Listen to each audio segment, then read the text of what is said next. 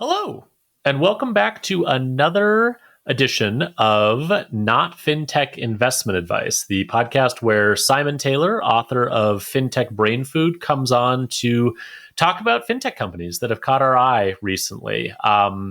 In today's episode, we cover quite a wide range of different topics. Obviously, we talk about AI because we have to talk about AI, but we talk about it in a way that we haven't in previous episodes and really delve into some of the less sexy areas behind the scenes in financial services that could benefit potentially from generative AI.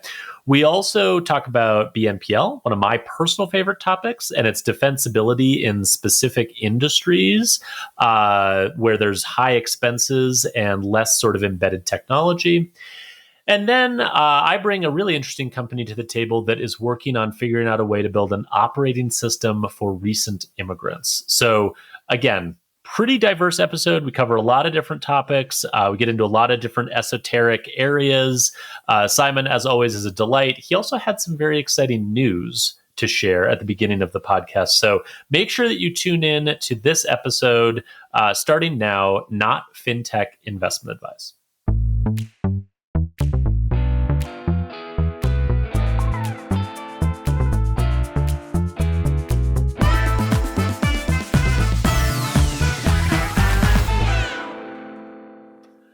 Okay, Simon Taylor, as always, is back in the chair and ready to talk fintech companies. Simon, great to see you. Good to see you, my friend. How are you keeping? I am keeping quite well. As we were talking about before we hit record, post-Labor Day here in the States, kids are going back to school. The younger one is starting kindergarten. So, there's that kind of back-to-school energy, and it feels good. How about yourself? Yeah, back to school energy. First time at school in kindergarten for my eldest. So very excited about that. We've got the school uniform, which you have to wear in the UK. All set up. My daughter was not happy with the school uniform, but she's going to have to go and she's going to have to do it. So fun times. And at the beginning of the school semesters and terms is usually the beginning of conference season. So hopefully survive another one. That is very true. Well, I know for a fact that I'll see you out on the road. You'll be hopping across the pond for at least one or two events, I think. And so looking forward to that. And Simon, looking forward to getting to learn a little bit more about new things happening in your career. Do you want to give us a little breaking news here on the Not Fintech Investment Advice? Yeah, sure. So I have some personal news. Yes, I have changed my role at Sardine to being an advisor. I love those human beings. Please go work with them. They're wonderful. But no, I'm joining Tempo. And everything I'm about to say are personal views because there's still a lot to work on. But Tempo, as you're probably aware by now, is the new payments focused blockchain, or the blockchain designed for payments is one way to think about it. So you've probably seen my writing lately. I've been talking a lot about stablecoins, and my story in sort of like stablecoins and tokenization goes back more than a decade when I was head of crypto R&D at a bank. I often joke that I'm crypto's disappointed dad. I've always seen the potential in it, but it never seems to quite get away from, financialization or memes or things of that nature. But with Tempo, I saw a real opportunity to make a meaningful difference in payments. And I've worked in payments pretty much my whole career for about 20 years, whether that's in a bank or somewhere else. So why Tempo? Well, it's a payments-focused blockchain, entirely focused on payments. You can't do a meme coin on this thing. You cannot do DeFi on it. It is just for payments, which we know stablecoins give you instant 24/7 global settlement of transactions, but the blockchains are limiting some of their upside. And what if you could start from zero? And what if you could bring together some payments nerds to try and make that happen? So it's created and incubated by Paradigm, the VC firm, and Stripe. But there will be a whole bunch of design input from folks like Anthropic, Coupang, DoorDash, Nubank, OpenAI, Revolut, Visa. Like this is designed to be like, let's learn from the best and many others as well and figure out how do you build payments infrastructure for the internet that's neutral and available. And I'm already waffling because I'm just so excited by this thing. I can't help myself. I just think it could be really, really cool. So that's what I'm going to be doing as my day job. I love it. Well, congratulations. You certainly have put yourself in a position to earn this type of opportunity because, as you said, you've been writing and talking and exploring this space longer than almost anyone and doing it in public, which is a hard thing to do. So congratulations on the new gig. That is fantastic. Can we assume that you'll still be doing all the wonderful content things that you already do? 100%. So you can expect FinTech Brain Food in your inbox every Sunday.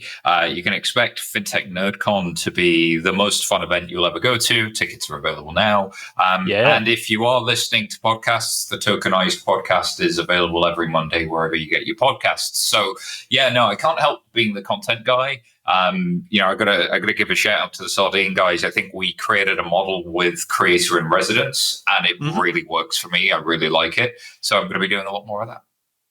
Well, again, congratulations! Very, very exciting news. And since we still have you content creating and appearing on this podcast as well, do you want to talk some fintech companies?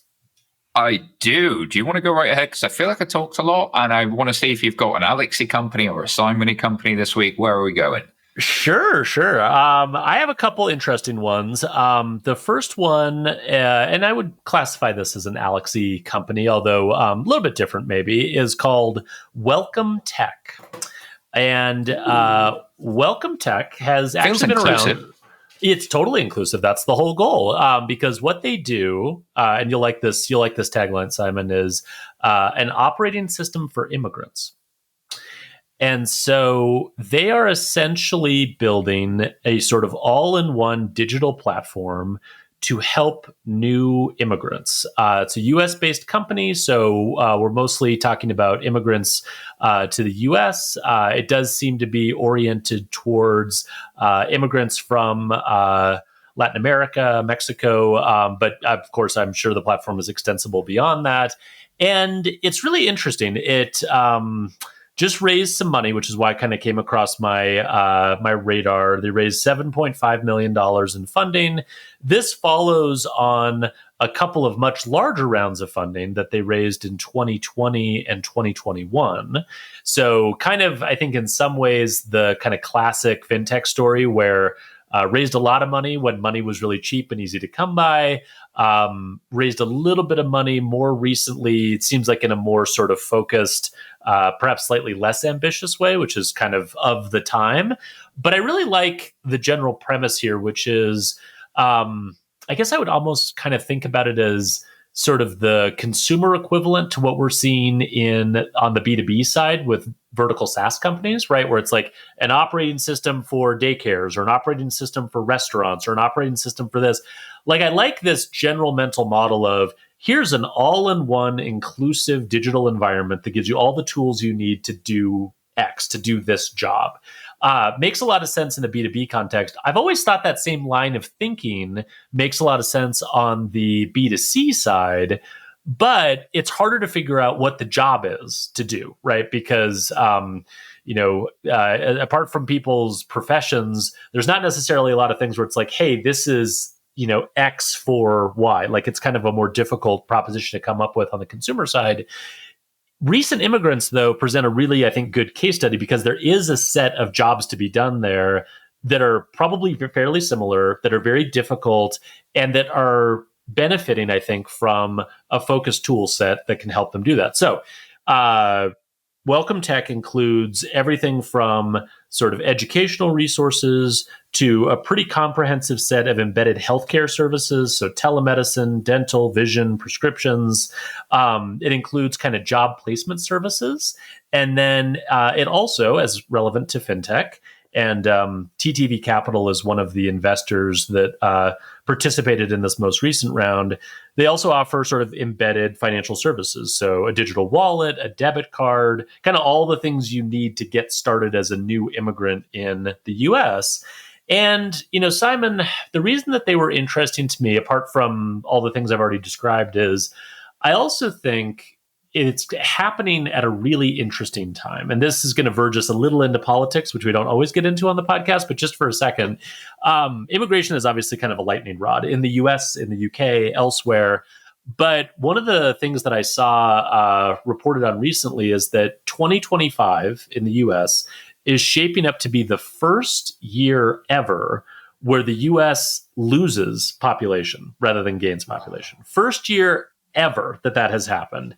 And obviously it's a result of a declining birth rate, which is happening globally everywhere, combined with, of course, a significant curtailing of immigration. And, demographers, economists, anyone you talk to who sort of studies this stuff, what they will tell you is the economic consequences of losing population are just very, very bad, right? Like, setting the politics aside, losing population is very, very bad. And I wouldn't totally be surprised, even though at this moment politically, immigration is sort of out of favor and we're really trying to sort of reduce or crack down on immigration. I wouldn't be surprised if, due to just basic economic realities, immigration in a legal, well-structured form does sort of come back in vogue, maybe sooner rather than later. And we're in a pretty politicized environment where things tend to swing back and forth pretty rapidly. And I'm just very curious about a fintech company or an infrastructure company or B2C sort of operating system that's focused on an area where kind of reminds me of mortgage almost, where it's like very cyclical. Like either the thing you're building for is booming or the thing you're building for is kind of shrinking. And the timing around it is just fascinating because, again, they raised like close to $70 million in funding in 2020 and 2021, which was, from a VC investment perspective, a very different environment, but also from an immigration and politics perspective, a very different environment. And I'm fascinated to watch this company kind of continue to chug along because clearly the infrastructure is needed, but like when it catches a wave and kind of hopefully grows beyond it, that's the open question. Yeah, there's so much to be said for timing with a business, isn't there? Like this is totally absolutely the right proposition. And you have to wonder, like intuitively, it sort of makes sense, this proposition. I've just arrived. What's my operating system? And yet these things, I've sort of seen this model in other consumer segments not really take off. I mean, goodness, 7 or 8 years ago, McKinsey was going around calling this the ecosystem play. And it's quite common in China that you have these ecosystems around homeowners and car owners and, Ali and Tencent and others and Ping An. All of these companies build these ecosystem platforms where if you're a car owner, you can do everything from find your car, shop for it, finance it, insure it, service it, all in one platform. Homeowner, find your house, mortgage it, service it, get renovations done, home equities, release, and all of that, all in one platform. It hasn't really taken off in the West. And these operating systems, these consumer ecosystems, that was my first thing when you started talking. It's like, do they not get product market fit because nobody's executed them well? Have they not found the right wedge? And then I don't know how many fintech companies you've seen expressly or at least targeting the immigrant population as its go-to-market. But I can't name one that's like huge. But I can name lots of fintech companies that have done really well that happen to target them, but also target anybody that's a lower income population. Like it's kind of more common. You see a lot more chimes than you do these things. So that was kind of my like overall segment piece. To your broader like immigration down, that's where my timing thing really comes up. Like maybe immigration down, maybe.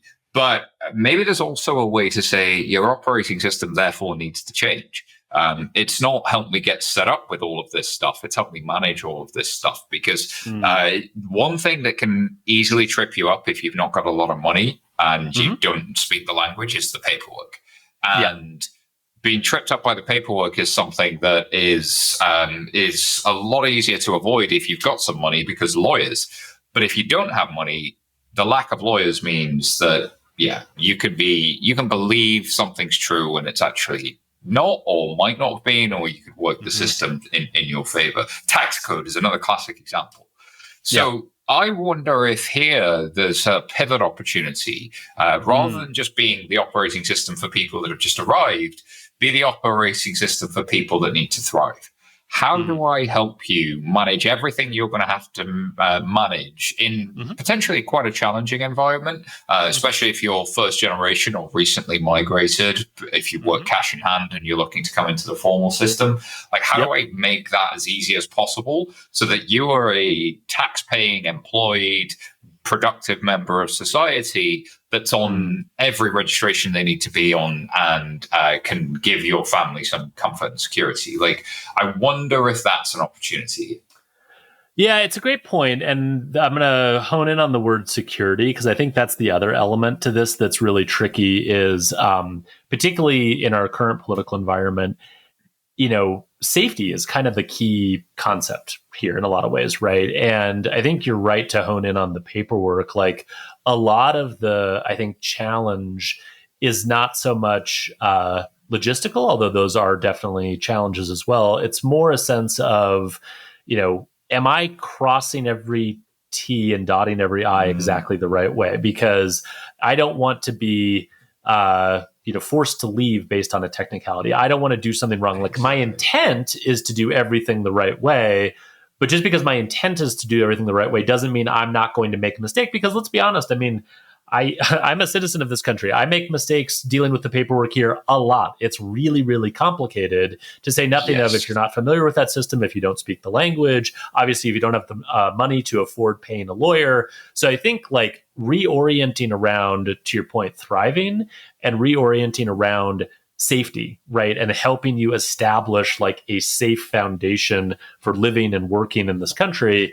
I think that is a really good position. And I get the sense, just looking at the information around their most recent fundraise and kind of how they're positioning it, obviously it's a smaller amount of money relative to what they'd raised before, but they're talking a lot about AI, which I actually think in like an agent context is pretty interesting here, because as we've talked about in previous shows, like, agents can kind of be a stand-in for expensive lawyers when you can't afford one and help with some of that stuff. So I think that potentially is an interesting opportunity. And then I also think that, their discussions around integrations with employers is pretty interesting, right? Because that's another area where, kind of from like a safety perspective, like, if you can work with employers, if you can work with other entities that are sponsoring or in some way trying to assist you in establishing yourself in this country, that's just another sort of on-ramp into a kind of a safer standing. And so I think they are kind of pivoting in this direction. But again, to your point, these operating systems are a hard play to make work. We haven't seen a lot of examples of them working on the consumer side in the US.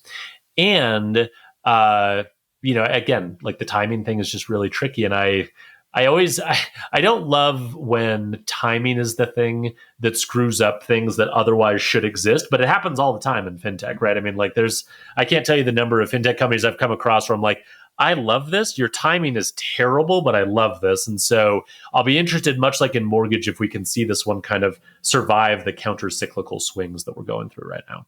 Well, how many companies came to market in 2020, 21 with like some DeFi yield product that went on to become treasury management and just selling T-bills and, and now they're doing DeFi yield again. Like, it's right.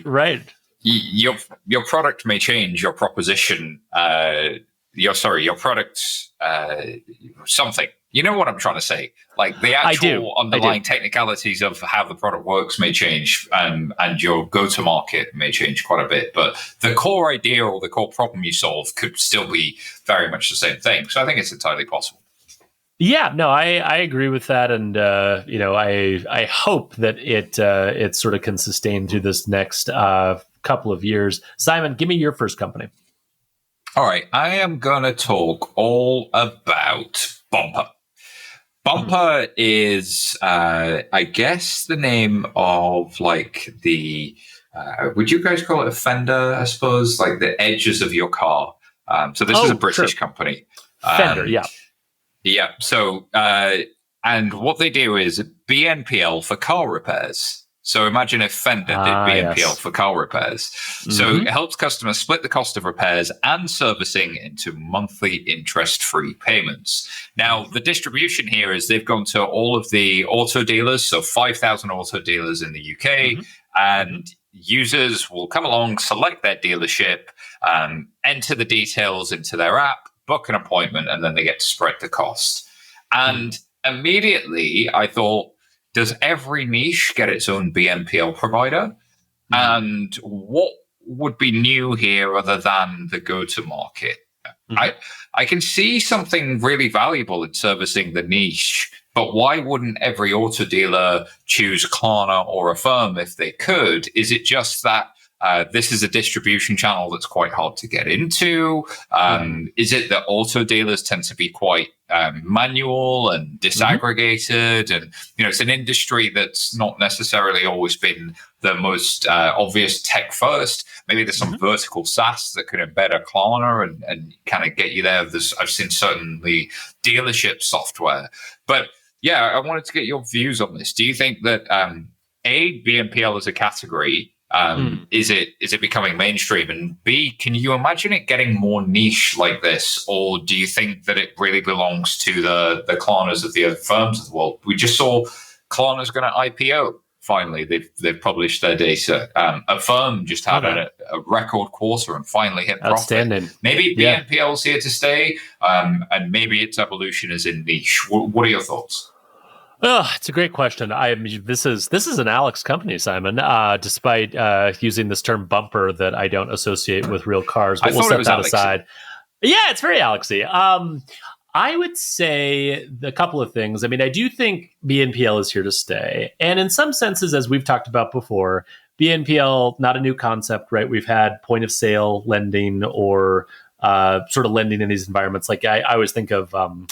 Like elective financing in healthcare is a field that's existed for a long time, well before BNPL became a term. So these sort of specialty financing for expensive consumer purchases that are embedded within the providers of those services, like those have existed for a long time.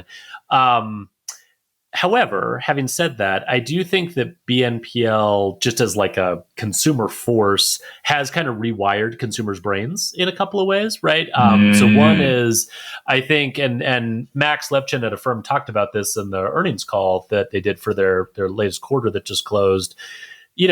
Once you sort of experience what Affirm calls honest financing, which is to say like straightforward, no catches, that kind of stuff, you do sort of become accustomed to it. And it does become a bit of a differentiator relative to other forms of financing. And so, I mean, like I would not want to have to finance, a car repair on a credit card. Like that would not be a good choice for me, right? Like I wouldn't want to do that. And I'm not sure how it is in the UK, but like it's pretty inconvenient to just go get a personal loan for sort of any sort of unstated purpose, right? Like the thing that's nice about credit cards is they're just with you all the time and you can use them. The bad thing is using them as a debt facility is really expensive and can drag you into sort of revolving debt hell. So having embedded options everywhere for installment lending with very clear terms and fees, I think that is a trend that is going to accelerate. Your second question, though, about like, is this a niche or is this just something that gets eaten by Klarna and Affirm over time?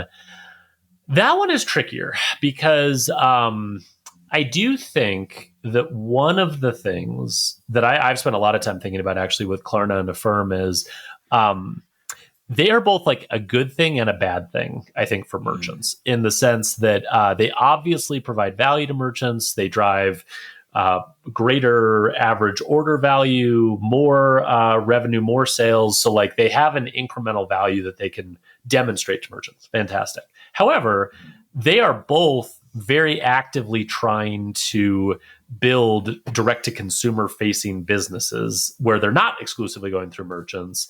And in fact, they are using, and this has been written about before, they're using their merchant channel as a negative CAC mechanism for getting paid to take on new customers. So it's a very efficient way for them to acquire customers, and then they'll acquire the customer and they'll send them other places, or they'll do advertising for other merchants, or they'll just do stuff that's not necessarily in the merchant's best interest.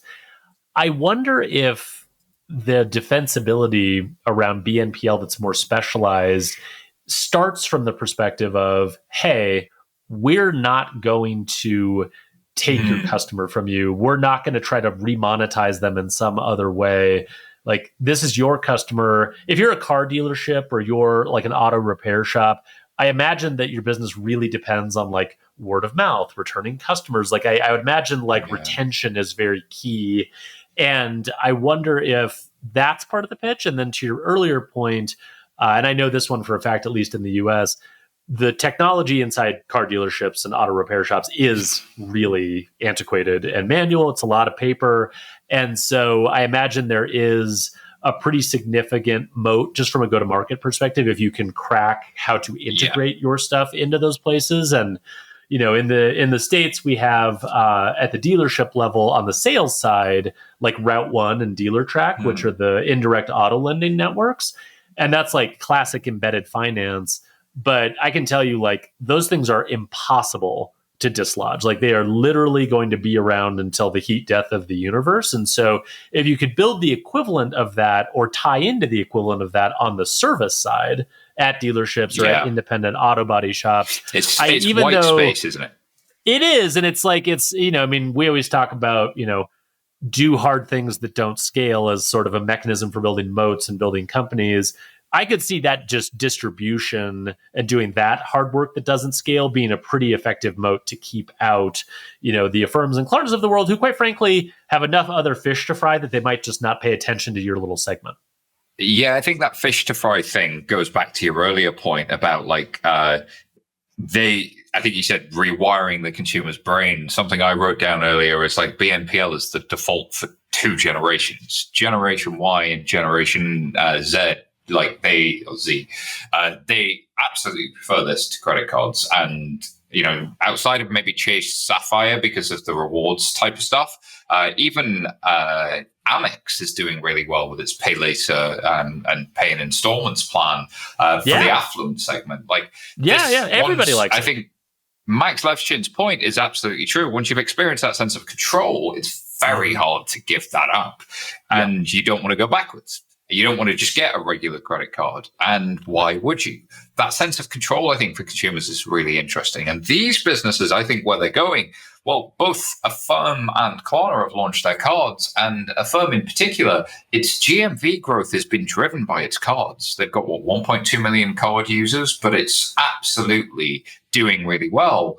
And what's fascinating to me about that card business is that how many financial institutions have tried to launch like a BNPL or a pay later on cards and not stuck that landing, and nobody likes it, nobody uses it? BNPL is a credible threat to those bank businesses, but I think the reason they've not succeeded at launching pay later or BNPL type products is when your P&L for the cards business is really driving the wagon. Like, that thing is extremely profitable. You don't want to touch that P&L. That is a powerful force inside the bank. And you come along and say, there's this less profitable product that gives consumers more control. We should push this really hard. That's not going to survive the innovator's dilemma internally very long. It's very hard to disrupt yourself. Whereas if you are like a BNPL provider, it's all upside. It's all cross-sell.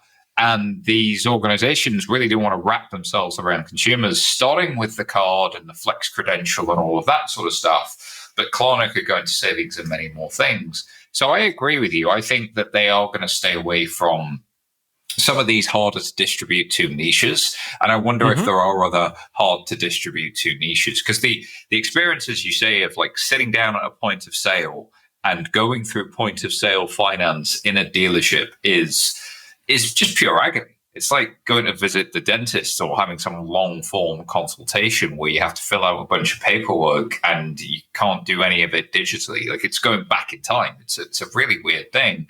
So yeah, like this could have something. I thought it might tickle your fancy for that reason. It does. It does. No, I mean, and I think the last thing I'll say on this one is just that there is, I think, something nice about fintech companies that sort of embody that kind of aim small, miss small mindset, right? Like, not everything needs to be a firm and Klarna. Not everything needs to be that big, right? I think there is definitely a benefit to having a more focused market where it's like, look, we're just going to really crush it here. And obviously, I mean, I haven't looked at the numbers on the sort of global market for gross merchandising volume on car repairs, but it's huge, right? It's like gigantic. Like that by itself is a plenty big market to go after. I do definitely see a trend towards, you know, like even from a venture capital perspective, like VC firms trying to be the first and only check into a company that's not going to get as big from a revenue perspective. But if they can help them get to profitability and get to a good exit and not dilute their equity too much, it can be a good outcome for both sides. And so I do think we are kind of trending in some ways back to smaller companies, both from a VC perspective and from a founder perspective. And there's lots of little niches like this that are plenty big for a company to do really well in without like rising to that $10 billion valuation level that we kind of became obsessed with in 2020. Well, in the age of AI as well, if you can generate some of these apps, if your back office is almost nothing, like you could almost solo found one of these things. If you have the right network and relationship in distribution, it's like, it's almost thinking what sort of little hacker, coder, entrepreneur has this weird esoteric career in which gives them access to distribution, and how do you find those people? It'd be a really interesting game to play. Can I possibly trouble you for your second company? Would that be too much to ask, sir? No, not at all. And in fact, I am going to steal from you, Simon. So the thing about you is you publish a bunch of fintech companies in your newsletter every week that are very interesting. And occasionally I'll, obviously I read your newsletter every week and I'll troll through those companies and see if there's one that strikes my fancy. And there is one, Simon. So I'm going to steal it from you. Are you ready? Yeah, go on, you thief, you. I thought everybody from Bozeman, Montana was really nice, and you had me fooled. I did. It's been a long con, and it's all coming to this moment wherein I steal the company that you wrote about recently. And I'm not even sure I'm pronouncing this right. Scalar Field. Is that striking a chord with you? It does, but I have many children that I've written up. Yeah, you can't even remember all their birthdays now, can you? That's so funny. Well, I have it pulled up, so I'll read to you what you wrote. We'll go from there. How about good. That? Very helpful. Quoting Simon Taylor, Scalar Field lets traders backtest their strategies on live company data and headlines. It helps benchmark an existing proprietary portfolio against market indices and will generate Python code to help analyze new events. At first glance, this looks like Perplexity Finance, but the video use case shows you more. The focus on backtesting is a really good example. While trying out trading strategy can be modeled in real time using real data, this lets traders react faster. So this is sort of an AI-powered company researching and sort of portfolio trading tool that allows traders to essentially sort of apply their existing strategies to new things that have happened or to backtest what's happened. And Simon, the reason this company struck me as interesting is not really so much to do with the market that they're in. And, I love investment banking and trading as much as the next guy. Not really my core field or area that I care about that much. But I did think that this is a really interesting example of, I always think about like, where are we applying AI that is sort of retreading old ground that's already pretty well solved for versus where are we applying AI in an area where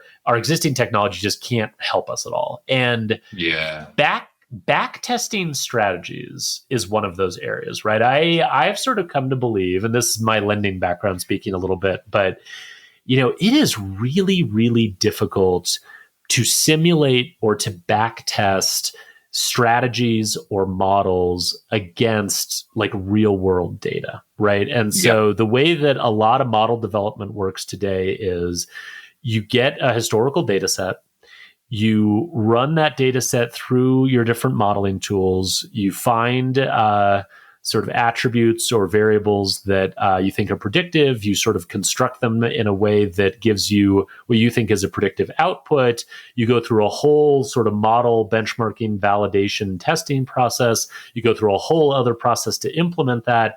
And then you sort of hope by the time you get your model into production that, that model still works and that the world hasn't changed and that everything is going to be relatively steady so that you can wring some actual real world predictive value out of the model that you spent so much time developing, testing, and implementing. And then as soon as the model starts to drift, you go back to the lab and you start that whole process over again.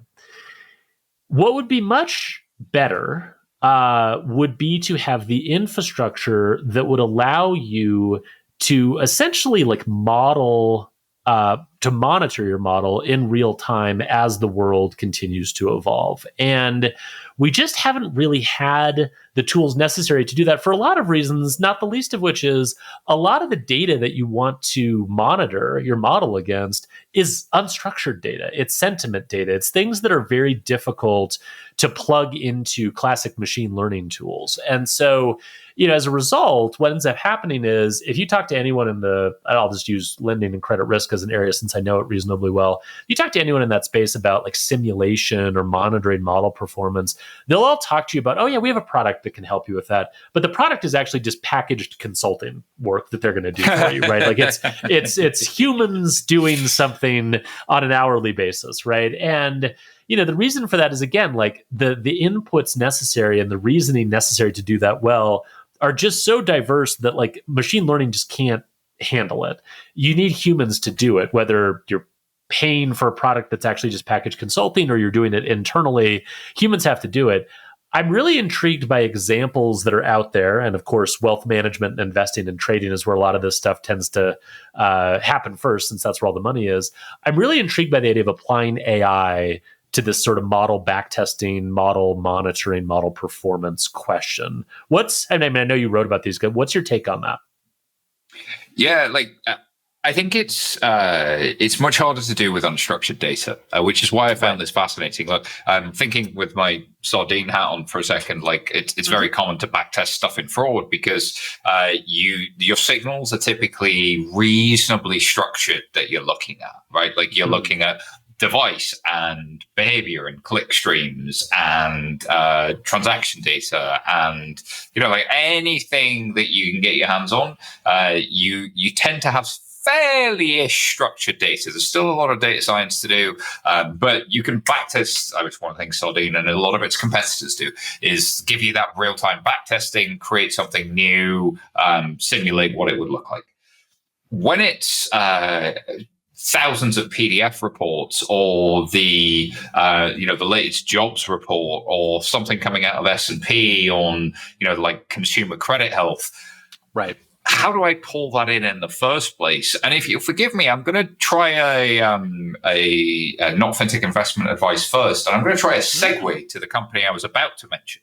Because Structify is the data science AI agent for finance teams. So it helps you create pipelines using natural language from a data source to data you can use. So it automates a lot of that messy work of fixing format inconsistencies, removing duplicates, and creates a single clean output that you can kind of iterate on.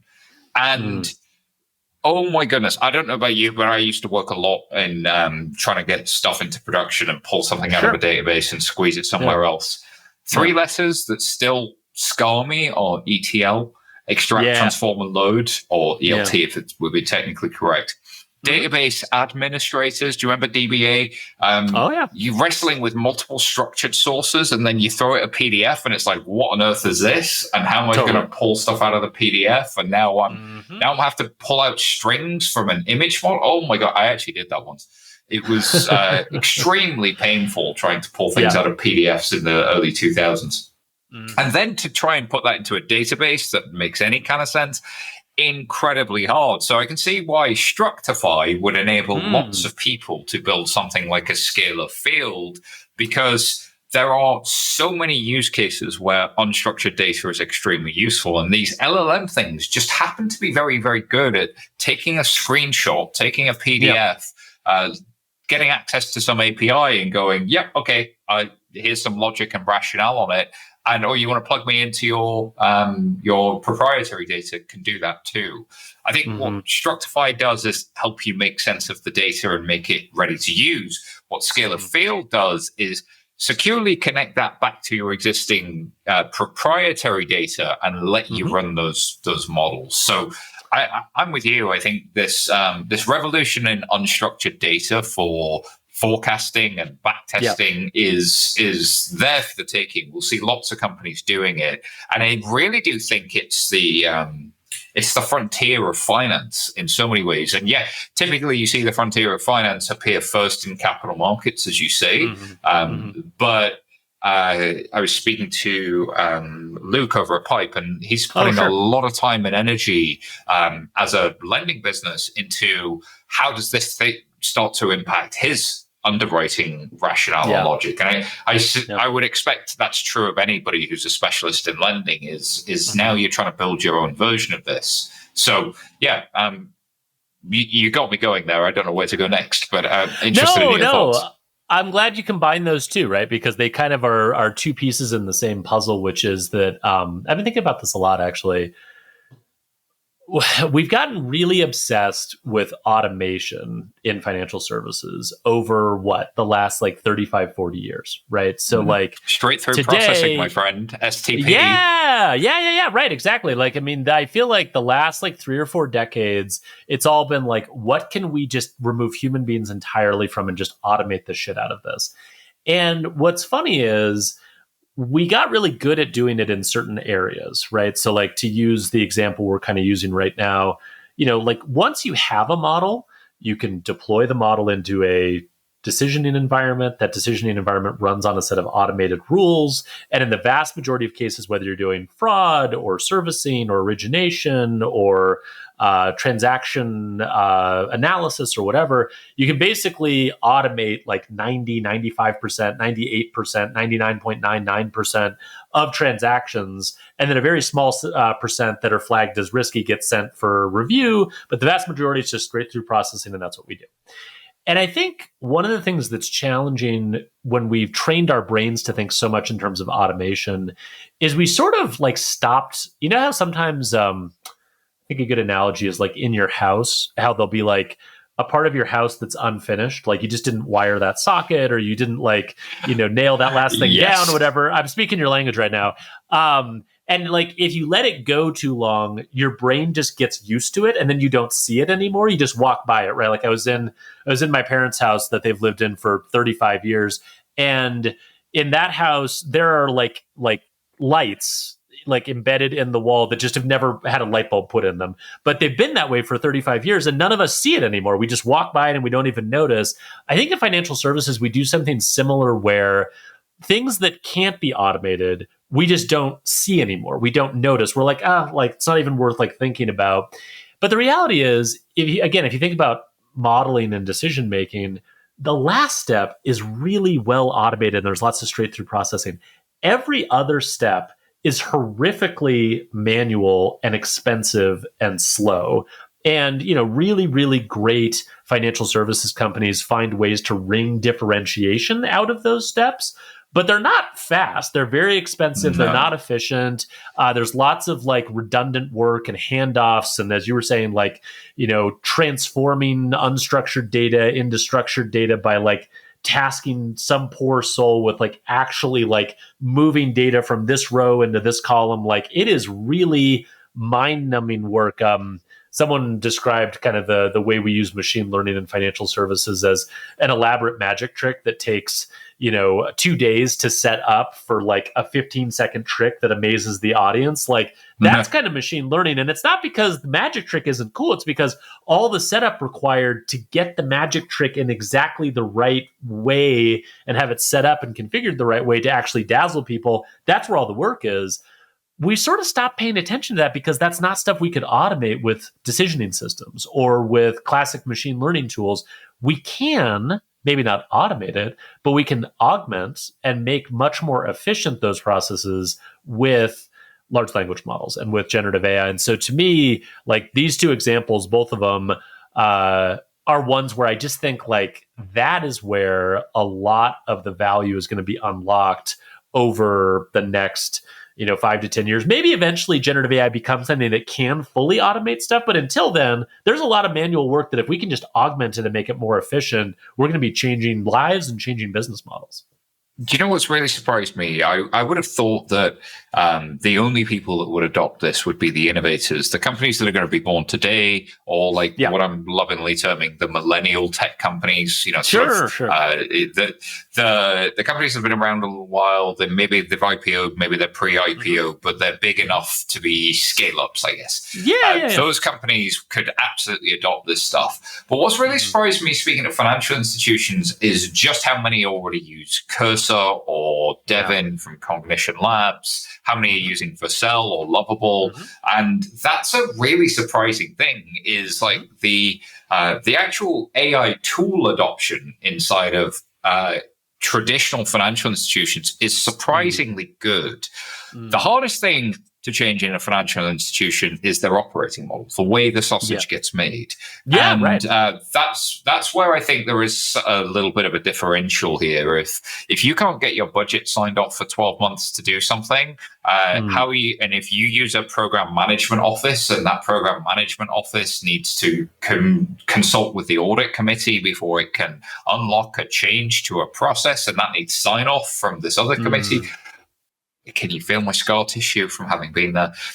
That stuff is probably more the blocker. That like there was some team that was offshore that were the people that would do the ETL, and nobody really feels this pain, and this pain is kind of hidden. And so I wrote a piece a couple of years ago from offshoring to AI sourcing, or from outsourcing to AI sourcing.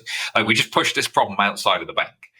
To the lowest cost provider, this has to be done. It's kind of commodity work. We care that it's accurate, but we don't care that it's good. Just follow our procedures and follow it exactly.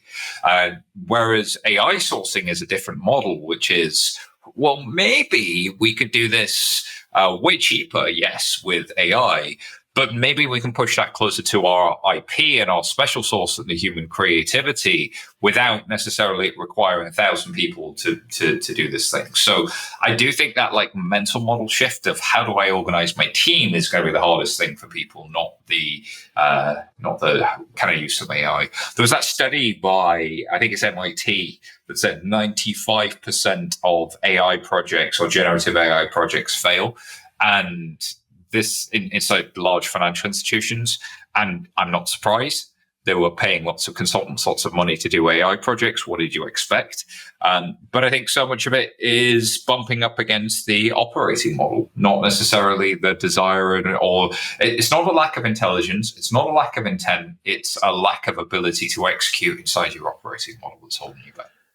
No, I totally agree. And, AI for its many wonderful capabilities can't solve those problems. Like you have to solve those problems, right? Like you have to structure these. And this is why you see, people like Toby at Shopify getting a little aggressive maybe on like instructing the company on what my expectations are for how we're going to use AI, and not letting politics or sort of existing organizational structures or the way that people do their jobs today get in the way of that. Like you have to kind of really do a strong cultural course correction to get people to embrace this stuff, to use it in the way where it can really add value. Because you're right. I mean, the word sabotage comes from, French weavers smashing automated looms with their boots. That's where the word sabotage comes from. Like human beings will go out of their way to stop these things from happening if they feel like their cheese is being moved from one room to another. And I think in a lot of cases, you're right, the problem we're going to have to solve to make a lot of this work. Like the bank lobby with stablecoins. Not unlike that, which, Simon, is a topic I want to get to in another episode, but I think we've used up almost all of our time today. Before I let you go, can I manifest something real quick? Please do. Okay. This is not so much a product thing as it is a mindset thing, which has kind of been our theme lately as we manifest things, but I wrote about this in the newsletter. I would very much like it if banks and incumbent fintech providers that work with consumers could choose to view the rise of gambling and speculative financial investing as their problem rather than just as a choice that consumers are making that has nothing to do with them. It would be amazing if you could wake up, sort of see the world for how it actually is, realize that the platforms that are enabling this gambling and speculative behavior are literally trying to steal your customers and steal your deposits, and actually treat this like a competitive threat, not just something I'm asking you to do to be overly paternalistic. It would be great if you could view it as a problem of competition that exists in a capitalist society, not some favor I'm asking you to do for your consumers because you feel bad for them. Please. I want to give you two anecdotes. Anecdote number one is I sat with the chief product officer of a consumer neobank and their chief AI officer recently, shall we say. And they were saying that in their customer base, they absolutely see this. And that sports betting is becoming one of the top spend categories, and it's really concerning them. And the internal debate is, can we even intervene? How would we intervene? What would we trip over if we did intervene? What would be the consequences of intervening? And it is very difficult. It's not a trivial thing to do. But this leads me to my second anecdote. In 2018, Monzo in the United Kingdom, over the course of a weekend, developed something in a hackathon that was a voluntary gambling block and a cool-down period. So this is now a standard feature in every banking app in the United Kingdom, which is if you feel like you're on a bad run, then you can click a little feature inside of the mobile app, and it essentially freezes that merchant category code of sports betting or any form of gambling for 48 hours. And if you want to undo it, you can elect some friend, person, or somebody else to unfreeze it for you. So this is entirely opt-in on behalf of the consumer. Sure. And they got such good press from it that they guilt-tripped all of the rest of the financial institutions to getting it done. So I gave this story up to the CPO, and they said, I don't know if we've got the stomach for that. But I was like, well, there are very good PR professionals out there, and let's see if somebody can figure it out. I think there's a PR win waiting to happen for whomever does this thing. And I think if the consumer is ultimately in control, if they ultimately consent to this thing, they're saying, please block this for me. And if I want to unblock that, I have a process to do it, but I'm opting into this, and I'm opting into being able to opt out. That feels like it's, why wouldn't that work?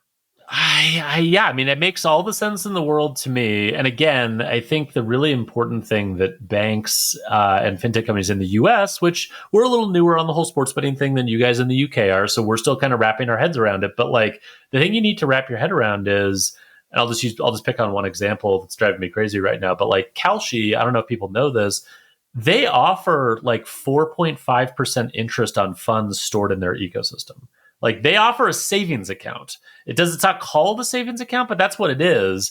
And so it's like, you can't view this as just, it's not our job to tell our customers what to spend their money on. They can spend their money on whatever. It's deposit Forget flight. About stable coins for a second. This is exactly. It is like, this is the deposit flight that is actually happening. And these companies, like, they want to become financial services companies because that's what everybody wants to become over time. These are competitors, and it's like, you go out of your way not to make it easy for other competitors that you acknowledge to not steal your customers or steal your deposits. I don't know why we're treating this one with kids' gloves when in fact this one is actually much worse financially for your customers than your other more legitimate competitors are. So the mindset needs to shift. Right. It has more P&L impact in the medium term it absolutely and probably does. the long term, let's be really honest. Another idea to leave you with, the first large financial institution that does this as a feature has very little downside and a great PR win waiting to happen. It's very counter to where the market is. And actually, wouldn't it be weird if the big banks were the consumer savior? That is high ground that they have not had since 2008, and it's there for the taking.